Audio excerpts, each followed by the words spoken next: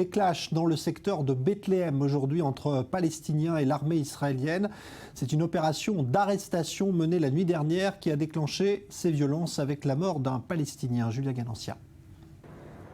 Les heurts ont duré toute la journée à Bethléem. Les Palestiniens lancent des engins incendiaires et des explosifs sur les soldats israéliens. Ils ripostent par des tirs de sommation en l'air. Objectif, disperser les assaillants. C'est après la mort de Malek Shahin que les heurts ont éclaté. Ce Palestinien de 19 ans a été tué mardi à l'aube lors d'un raid de l'armée israélienne. À Ramallah, un Palestinien de 26 ans, Bassel Mounir Mahmoud Abou Ali, a été arrêté dans la nuit de lundi à mardi. Il est soupçonné d'être impliqué dans l'attaque au couteau qui a eu lieu à l'intersection de Tapouar le 30 octobre. Le jeune homme blessé avait été évacué par le Croissant Rouge vers un hôpital de Naplouse, puis transféré dans un établissement de Ramallah. Ces derniers jours, il se cachait dans un hôtel de la ville.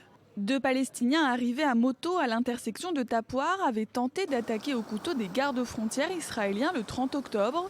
L'un des deux terroristes avait été abattu, l'autre blessé. De nouvelles révélations, plus d'un an après la dernière guerre menée à Gaza. L'armée israélienne avait mis à jour, on s'en souvient, plusieurs tunnels terroristes et il s'avère que l'un d'entre eux devait servir à une attaque massive contre la ville frontalière de Sderot, dans le sud d'Israël. Les explications de Maxime Pérez. C'était le 21 juillet 2014, au 13e jour de l'opération Bordure Protectrice à Gaza. Vers 6h30 du matin, une dizaine de terroristes du Hamas surgissent de deux tunnels, en deux groupes, près du kibboutz de Niram. La localité se trouve à seulement 1 kilomètre de la clôture qui sépare Israël de l'enclave palestinienne. L'attaque surprend une Jeep de Tsahal, pulvérisée par un tir de roquette RPG. Ces 4 occupants sont tués, dont 2 officiers. Mais les forces israéliennes donnent l'alerte et finissent par neutraliser les commandos du Hamas. Le premier groupe est éliminé par un hélicoptère de combat. Le second, lors d'échanges de tirs. Près d'un an et demi après les faits, un haut responsable militaire israélien revient sur l'objectif véritable des terroristes, la ville de Sderot et ses 20 000 habitants.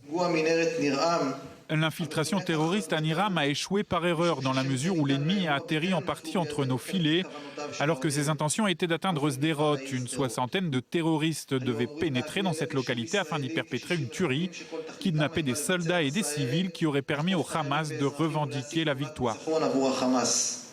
Selon les services de sécurité intérieure du Shabak, le Hamas prévoyait d'utiliser simultanément ces tunnels le soir du Nouvel An juif en septembre 2014 pour prendre d'assaut plusieurs localités israéliennes frontalières de Gaza et y perpétrer un véritable massacre en règle.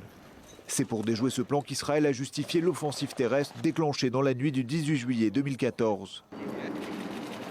3 semaines plus tard, la guerre à Gaza n'est toujours pas terminée, mais Tsahal a rempli sa mission.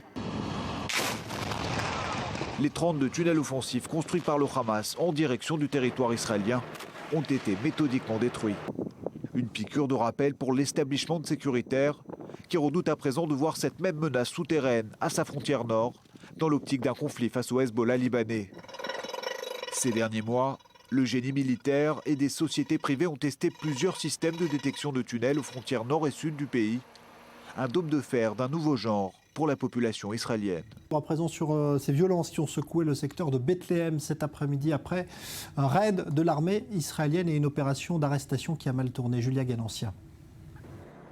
Les heurts ont duré toute la journée à Bethléem. Les Palestiniens lancent des engins incendiaires et des explosifs sur les soldats israéliens. Ils ripostent par des tirs de sommation en l'air. Objectif, disperser les assaillants. C'est après la mort de Malek Shahin que les heurts ont éclaté. Ce Palestinien de 19 ans a été tué mardi à l'aube lors d'un raid de l'armée israélienne. À Ramallah, un Palestinien de 26 ans, Bassel Mounir Mahmoud Abou Ali, a été arrêté dans la nuit de lundi à mardi. Il est soupçonné d'être impliqué dans l'attaque au couteau qui a eu lieu à l'intersection de Tapouar le 30 octobre. Le jeune homme blessé avait été évacué par le Croissant Rouge vers un hôpital de Naplouse, puis transféré dans un établissement de Ramallah. Ces derniers jours, il se cachait dans un hôtel de la ville.